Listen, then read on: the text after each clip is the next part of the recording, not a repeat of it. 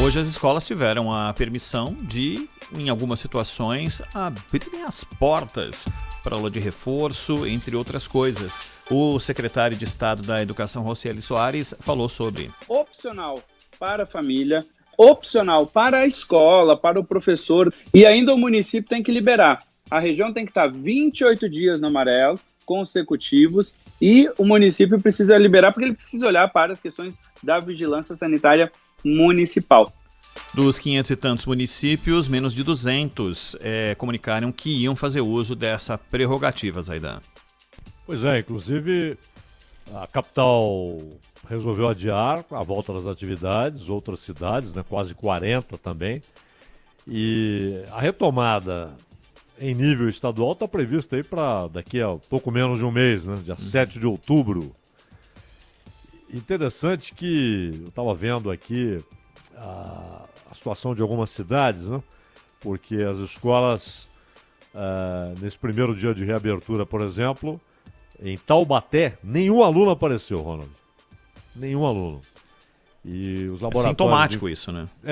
Claro. Houve uma decisão ali dos pais, ou no caso, perguntaram quando o filho é um pouco maior, e aí, o que você acha? Tal? Melhor não. E nesta terça, os laboratórios de informática foram reabertos para auxiliar estudantes com problemas na conexão de internet em casa. Então, repito, não é que houve uma aula lá de matemática, de português, não. Era o laboratório de internet para dizer, você está com problema para conexão, para ter aula à distância. Ninguém apareceu.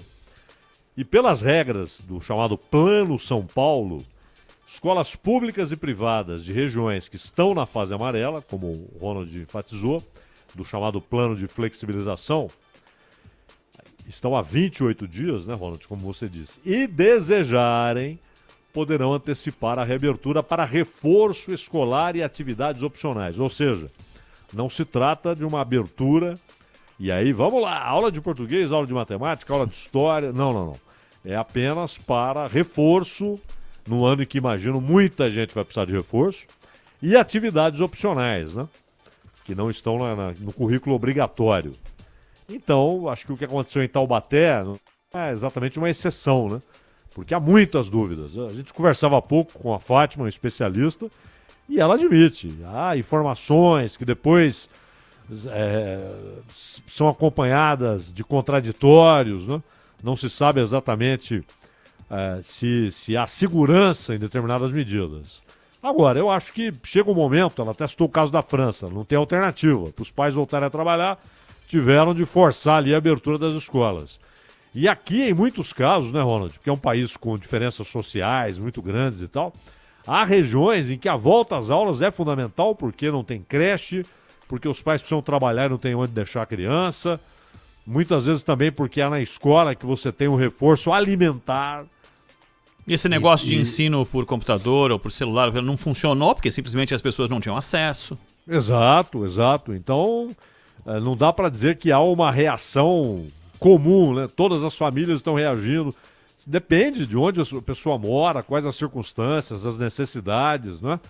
Muitas vezes fica parecendo que todo mundo tem uma creche à disposição, que tem familiares à disposição, que podem trabalhar tranquilamente, a escola que espere. Não é assim, né? Uhum. E aí tem gente como, por exemplo, o comentário do Edson aqui no nosso YouTube, falou, o pessoal enche a praia, por que pode estar na praia e não pode estar na escola? Não, o certo é não estar em nenhum deles, né? O certo era não estar em nenhum deles. Estou falando do ponto de vista do contato, da proximidade, da aglomeração. Esse é o aspecto. E outra, as praias estavam cheias, digamos assim, mas isso você não pode fazer uma relação com o conjunto da população, né?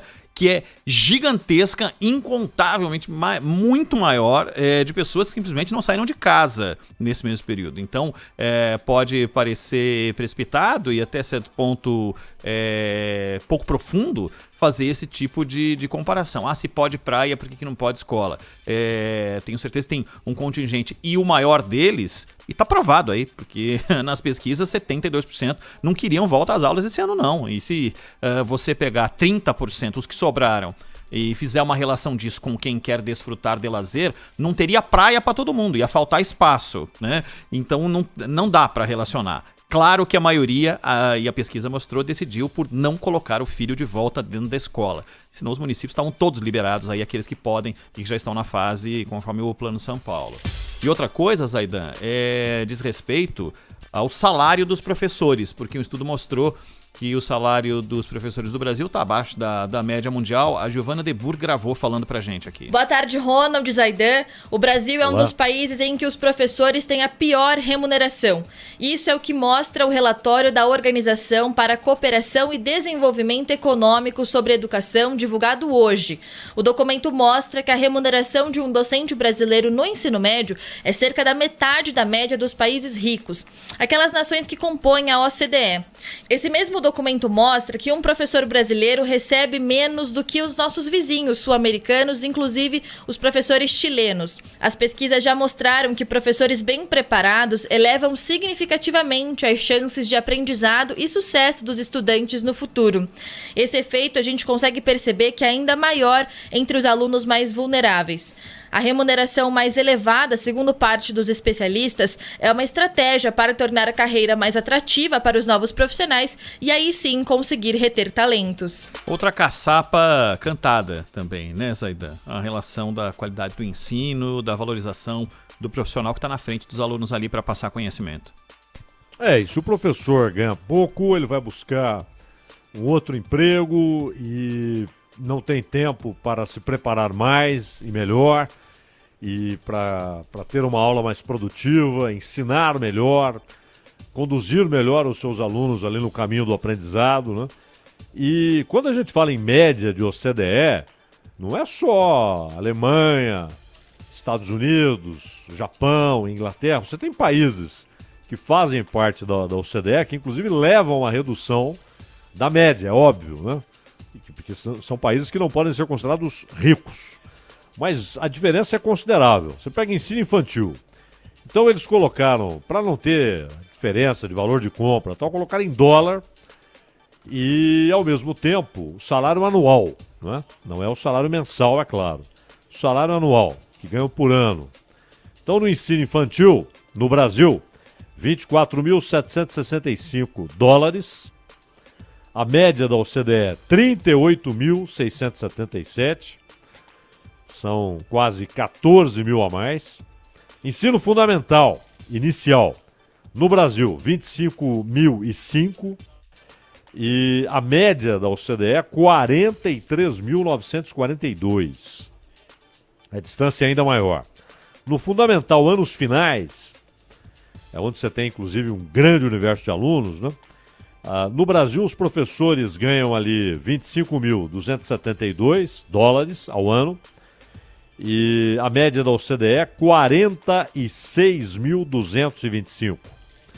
No ensino médio inferior, 25.966, OCDE 49.778. Isso no ensino médio, quase o dobro, né? Quase o dobro do que é pago no Brasil. E no Chile, nesse último caso, por exemplo, aqui, ensino médio, 29.967. Contra, repito, 25.966. E o caso chileno chama a atenção, né? Porque, claro, o Chile é um país pequeno, população pequena e tal. É verdade. Mas o Chile também não tem a produção de riquezas que há no Brasil, não é? O Chile não tem a economia do tamanho da brasileira ou diversificada como a brasileira. E é claro que também no Brasil é preciso ter cuidado, né, Ronald? Exatamente pelo tamanho do Brasil, porque no Chile, provavelmente, a gente está falando de algo mais uniforme, por ser um país menor, né? E, então, se você comparar, por exemplo, o salário médio em São Paulo com o salário médio no Rio Grande do Sul, com o salário médio no Amazonas, salário médio no Pernambuco, no Piauí, as diferenças são consideráveis, né? Então, a média nacional, muitas vezes, ela esconde diferenças que não são só entre a população de uma mesma cidade, mas entre regiões, né? Diferenças incríveis, grandes. A gente falou outro dia de plano de saúde, né?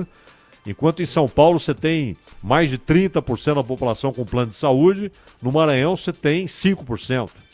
Isso também se dá em termos de salários de professores. E aqui há um problema, porque a concentração ela provoca também, muitas vezes, a migração. Aliás, os programas assistenciais, eles acabam, pelo menos, reduzindo o movimento migratório. Então, você tem uma oferta, a oferta de médicos por pessoas no Brasil é tanto. Bom, aí você pega a média no Rio de Janeiro, em São Paulo e Belo Horizonte, e aí você vai olhar a média em Manaus, a média em Teresina, a média em Aracaju, a média em Campo Grande, em Cuiabá. Há uma diferença muito grande, né? O fato é, na média, o professor brasileiro ganha mal. E ganhando mal, ele muitas vezes é obrigado a ter 2, 3 ocupações, seja dando aula ou não. Ele às vezes é obrigado a fazer uma outra coisa, além de dar aula. Ele tem um outro trabalho e à noite da aula. Ou ele tem 3 escolas em que ele dá aula. E aí, claro, não tem o tempo suficiente para o descanso, para o preparo, para a leitura, para a atualização. E isso, claro, afeta o que ele faz na sala de aula, né? Enfim, esse é um problema central, mas não é o único dos inúmeros problemas, grandes problemas da educação brasileira.